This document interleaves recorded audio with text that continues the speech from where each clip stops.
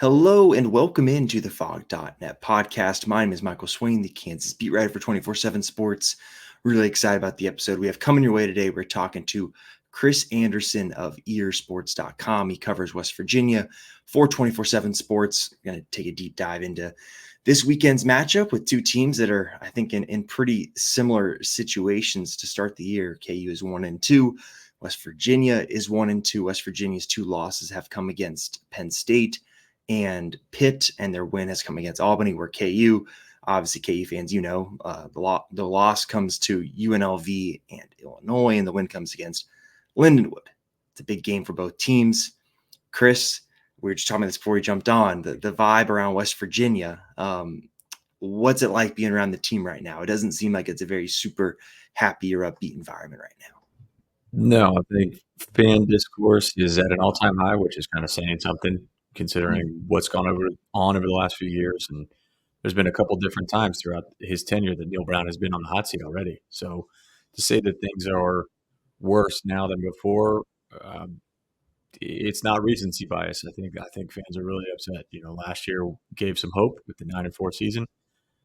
Everybody got excited.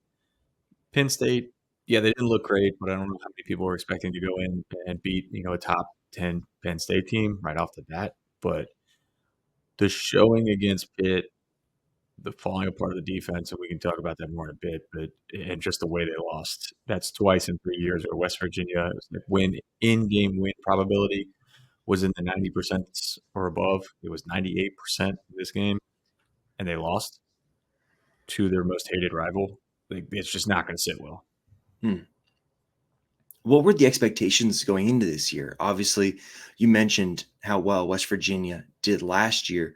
Was this a season that people went into thinking that this could be another 9-win-ish kind of season? Like, what was the feeling around the fan base going into the year? And do you feel like that maybe has contributed, the slow start has contributed to the escalation of the discourse?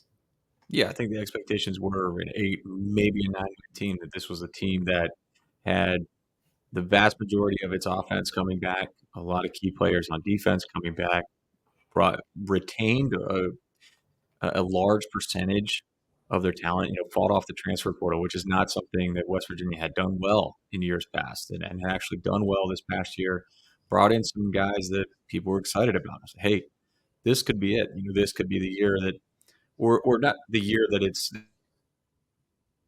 but the year that, it's 2 years in a row. It's like, okay, now you get 2 good years in a row. Now it feels like Neil Brown is building something. And instead, assuming this trend continues with this 1-2 start, defense looking as bad as it is, maybe now last year all of a sudden looks more and more like a fluke. And then that gets the fans back on the negative bag of the negativity and calling for him to be on the hot seat. So, yeah, I think expectations were, hey, last year might have been real. Mm. Let's see it 2 years in a row. The pieces are there. Make it happen. What about this team has surprised you? I remember we deemed a little bit in camp. I want to hear about how West Virginia's defense was looking. We can talk specifically about the defense because I know the defensive backfield has been a hot topic this week. But what about this team has maybe surprised you for better or for worse to start the year? Well, I feel bad about the quarterbacks in the secondary. It's just horrendously bad. There's no other way around it. Before the season, I said this is a major point of concern for me. It is a big point of concern. They're rolling the dice with new starters and cornerback, both of them. All or two guys or three. The two starters who played 95% plus of the snaps last year gone. Both to graduation, one to the NFL, and they have to replace them. And they got a lot of pieces. They got a lot of transfers. They were trying a lot of things out. But I was like, hey, you're really rolling the dice that this is going to work multiple years in a row where you just keep throwing in new guys and it's going to work. And then Neil Brown said during fall camp, and he doesn't do this often. He doesn't often single out a position or a player that maybe we don't know about as being good or even great. And he did it. He talked about these corners, about how good they were, how well they had played all throughout fall camp. He and the assistant coaches talking about how deep the secondary was, how it was the longest and rangiest, and most athletic it's been since he's been there. And so in my mind, I'm thinking, okay, I had some criticisms, some concerns about this, but they don't do this. they don't come out and start talking about positions and players like this unless they really mean it. So I guess it's going to be fine. So I kind of changed my tune as we got closer to the season with West Virginia. And now I'm like, man, I should have just stuck to my guns. It's as bad or worse than I thought it was going to be. And as Neil Brown said, but then kind of backtracked on, there's nobody sitting in the bullpen. There's nobody waiting to come in and try to save things. So I just don't know where the answers are either. Where do you think West Virginia goes with the secondary? Because I've mentioned this to our VIP subscribers. Like looking at the numbers, like West Virginia is in like the 5th percentile of a bunch of metrics for the secondary and defending a pass game. And for me, like I look at Jalen Daniels and the struggles he's had over the first couple weeks of the season, and it looks like the right type of matchup for a struggling quarterback to go against a secondary that has struggled, especially against deep passes. Like, where do you see West Virginia changing? Because, like you mentioned with Neil Brown talking about, there aren't a bunch of other guys that can come in. How do you see West Virginia maybe trying to tweak some things this week to maybe change some things up? Well, it kind of fell based off of his comments, Neil Brown's comments in the postgame, that there might be coaching changes coming because he came in and said stuff in the postgame right after Pitt and was just like, this is 3 weeks in a row. Mm, This is, our personnel is our personnel. And it's like, okay, well, and they've changed their scheme. They said that they were changing their scheme and their plan from week 1 to week 3. They didn't want to show it in week 2 because it was an FCS opponent, and it was going to be new and different in week 3. So if you've changed your scheme, you can't change your personnel, and everything's going wrong, where do you go? Coaching. And then Monday's press conference came around, and Neil Brown said, well, you know what? We got 2 more corners that we're going to give more snaps to, and that's the big difference. I, he said the coaches have to put these guys in better positions, so it sounds like they're going to try some different things. I believe, and from what I've heard, there's going to be some more man defense, some more aggressive defense, because I think the coaches have basically just come to the conclusion, hey, the secondary can't defend for longer than a couple seconds, so might as well just throw the house at the quarterback and hope you can get something for a couple seconds, maybe get a sack, put too much pressure on the quarterback, whatever.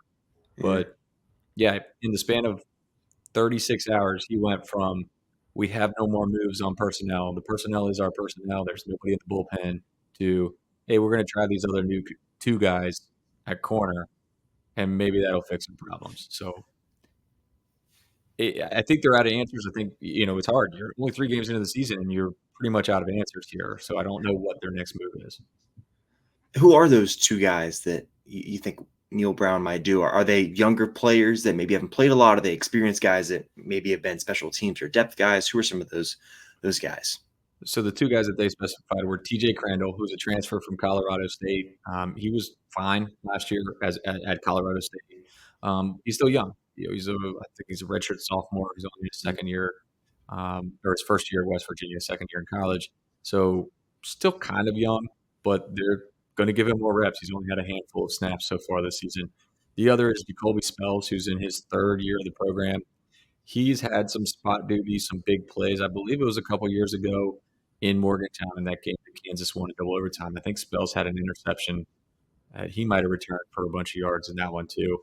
So he's been around a while, but he got hurt in the spring, shoulder, I believe, upper body, and missed all the way through most of fall camp. Was kind of Mm, banged up, kind of got a few snaps, put on the green jersey, which means practice him, but you can't hit him, all that stuff.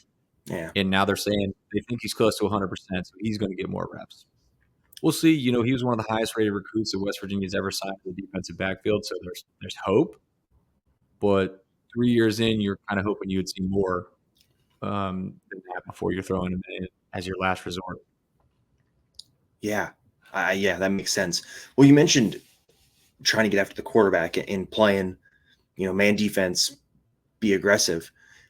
A couple things. Like, first of all, you say that, and I'm like, great for KU. Like, that's what Illinois did. They basically played with 7 guys, 8 guys in the box, and played man coverage on the outside. I think UNLV did a good job of stuffing KU's run game in the second half with a lot of guys in the box. And so if you're saying that's the adjustment, then all of a sudden in my head, I'm like, oh, maybe that isn't good news for KU. What does that front 7-ish kind of look like for West Virginia? How Have they performed? It looks like, just based on some of the numbers, that they've done pretty well against the run, but what have you seen from kind of that front seven so far?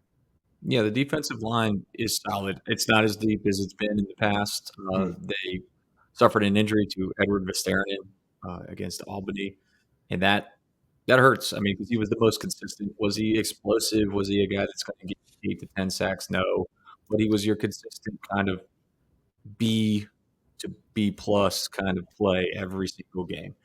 And he's out until probably the last couple of weeks of the year, likely going to redshirt. But he got replaced by TJ Jackson, who was a transfer from Troy who terrorized the Sun Belt. Will that translate to the Big 12? It looked like it against Pitt. He was excellent against Pitt. I think, in the first drive of his very first start, he got a tackle for loss on the first play in the run game, a hurry on the second play, and he finished with a sack and a half and a couple tackles for loss. So he is a guy that has shown that he can do it. He can do it in spurts. Can he do it consistently week to week, especially playing in the Big 12? We'll see. But it was much better this past week, and has been strong. I mean, it hasn't been bad, but I think it might be one of their stronger units, just not as deep as in years past. Got it. Got it. And for West Virginia, like this season, have they been playing like super aggressive in the front seven? Or if they do that, is that going to be a new development from Leslie and what they're doing like schematically then? It's going to be mostly new because they only did it a little bit against Pitt. They got a Mhm. little more aggressive as the game went on, which almost ended up being a negative because what happened was they rushed. I mean, they only rushed 5, maybe sometimes 4, but then they would drop 6 or 7 without anybody spying the quarterback. So they would get pressure, quarterback go up the B gap, boom, 12-yard run, and Yeah. and that ended up being chunk plays that ended up costing West Virginia. So they got to fix that. They got to figure out some kind of balance in there between that, especially if they're going to be playing somebody like Jalen Daniels. Like you can't, you know, that quarterback for Pitt, he's mobile-ish, but he's nowhere near Jalen Daniels. So if that guy's going to do it, Daniels is definitely going to do it. So it got aggressive. They did some more what's called like a 2 bandit/spur look, which is like this stand-up edge rusher for West Virginia. Usually there's only one on the field. You saw 2 of them, one on both edge. So it was almost like a 5-man front on a couple plays. Mm. And they blitzed the linebackers more than they had in the past as well. Again, it got pressure, but it also sacrificed the quarterback scramble, which ended up being costly. Yeah. Well, let's flip to offense. You mentioned mobile quarterbacks. Obviously, Garrett Green is a super mobile quarterback. That's something that the KU coaches talked about this week. Brian Borland mentioned that playing, someone like Matthew Sluka from UNLV and his mobility, how they can learn things for going against Garrett Green. And I think everyone knows how mobile he can be, but the passing game for him, right, last year, I think completed less than 60% of his throws. How has he looked throwing the ball to you over the first kind of 3 weeks of the season? Yeah. So last year they had the approach of I think his completion percentage is 53% for the season, and they Wow. were just like, "Hey, he's going to complete." Neil Brown's almost exact quote here was, "He's only going to complete 50% of his passes, no matter where he throws it. So we might as well throw it deep." And that was West Virginia's approach last year. They've tried to get all 3 levels of the passing game this year. Hasn't worked out great. His completion percentage is a little higher, but I think the more the issue with him right now, because he's missed a few open throws, is Mm. more the decision making and the reads. Because West Virginia does a lot of read option, they do a lot of RPO, some run pass option, and so he's making some pretty poor reads on whether he holds it and runs, or whether he hands it off to the running back, or in an RPO whether he hands it off or makes the quick throw. Mm. And that's something the coaching staff's talked about because, yeah, there's been a couple of times where it's like, hey, if he had made the correct decision, West Virginia gets the first down. He made the wrong decision. Now they're punting. So it's an offense that has the potential to score 30 plus every game. But it all comes down to the quarterback kind of making the right decisions and being in the right mental mindset. Mm. Let's go to skill position then, because that was something that also, Borland mentioned was they've got a 6'7" tight end, as was his quote, and they've got some other wide receivers. Are these a lot of guys that are new faces for this year? Were they around last year? Did they have a rapport with Green? Talk to us a little bit about kind of those guys at tight end and wide receiver. Yeah, so tight end Cole Taylor, who he's talking about, he's an LSU transfer. He started last year, was fine, 30, 40 catches, kind of that's about a few hundred yards. Um, he's on pace for that again this year. Again, I think he led the team in catches last year or last game, but that was still Mm. 4 catches for 44 yards or something along those lines. So is he going to kill you? No. But he's going to be kind of that outlet for West Virginia, especially on third down plays. Receiver, I'm very interested to see what West Virginia does this game. So they returned a handful of their top receivers, 4 of their top 5, I think, especially if you include the tight end from last year. But again, no one was this alpha receiver with 900 yards or 1,000 yards, not even close. But then they brought in, and, people are like, hey, why are they bringing in wide receivers? I said, I don't know if they really trust that any of these guys coming back are that alpha receiver or even a number 2 receiver. So I think they want to get some other guys in. They went out and got Jaden Bray from Oklahoma State. They went out and got Justin Robinson from Mississippi State. Both guys who come with high pedigree, high recruiting profiles, some talent and some physical attributes that the returners just didn't have. In the first game, the returning kind of 3 starting receivers basically outsnapped those 2 guys 2-1. Mm. Or the top 2 receivers, Hudson Clement and Preston Fox. Outsnapped those guys 2-1. Against Pitt, it was like 55-45.